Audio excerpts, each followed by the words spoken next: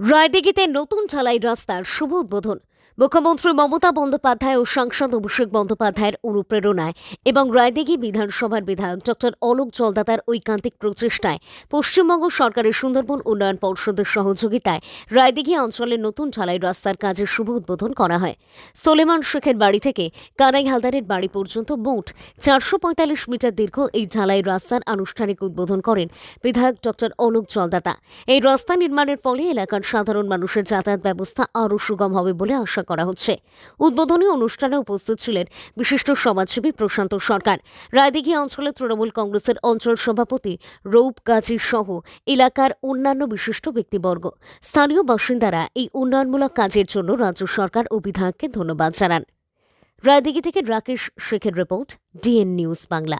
আজকের যে এই রাস্তাটা হচ্ছে, রাস্তাটা কিন্তু সত্যি অনেকদিন আগে করতে পারলে আমরা সব থেকে বেশি খুশি হতাম।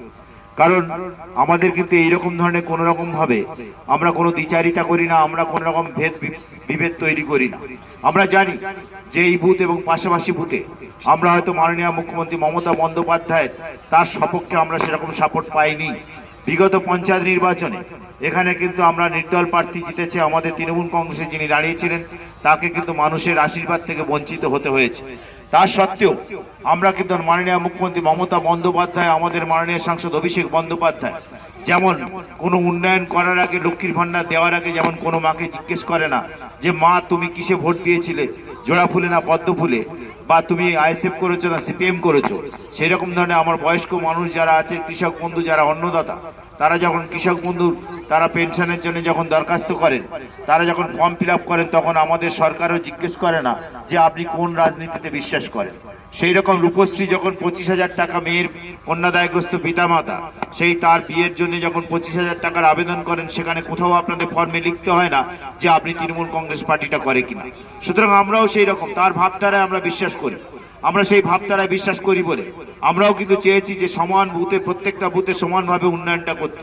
কিন্তু আপনারা দেখেছেন যে আজকের এই 410 মিটার রাস্তা, আজকের আমাদের 450 মিটার রাস্তা, এই রাস্তাটা 8 ফুট 3 ইঞ্চি সেটা চওড়া হবে। এবং আমাদের যেটা ধরা ছিল না সুন্দরবন ডেভেলপমেন্ট উন্নয়ন পর্ষদের, তা সত্ত্বেও আমরা বলে দেখছেন ওই জায়গাটায় আমাদের কিন্তু একটু চওড়া করা হচ্ছে। অর্থাৎ আমাদের এই রাস্তা দিয়ে যখন ভ্যান যাবে, আমাদের গ্রাম বাংলায় টোটো যাবে, অটো যাবে, এই 2.5 মিটার অর্থাৎ 8 ফুট 3 ইঞ্চি রাস্তায় ক্রসিং করতে গেলে অনেক সময় অসুবিধা হয়, যার জন্য কিন্তু আমরা একটা কার পাসিং আমরা রাখতে বলেছি, সেটা রাখছে। তাদের কিন্তু কল্যাণে আজকে জিনিসপত্রের দাম কি পরিমাণ বৃদ্ধি পেয়েছে, যেটা বলছিলাম যে আমরা এই কাজটা আগে করতে পারলে ভালো হতো। কিন্তু আপনারা জানেন যে আমাদের মাননীয় মুখ্যমন্ত্রী মমতা বন্দ্যোপাধ্যায় তিনি নিরলস কঠোর পরিশ্রম করে আমাদের রাজ্য সরকারের সব ধরনের উন্নয়নটা তিনি করছেন। কেন্দ্রে এমন একটা সরকার বসে আছে যে সরকার অর্থনীতির দিক থেকে বঞ্চনা করছে।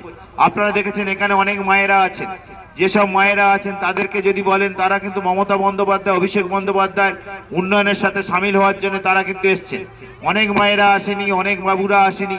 তাদেরকে যদি বলেন যে মায়েরা বা বাবু তুমি কেন অন্য দলটা করো, কেন সিপিএমটা করো, কেন বিজেপিটা করো, মমতা তো লক্ষ্মীর ভান্ডার দিচ্ছে, কৃষক বন্ধু দিচ্ছে, খাদ্য সাথী দিচ্ছে, স্বাস্থ্য সাথী দিচ্ছে, কন্যাশ্রী দিচ্ছে, রূপশ্রী দিচ্ছে, 96টা প্রকল্পের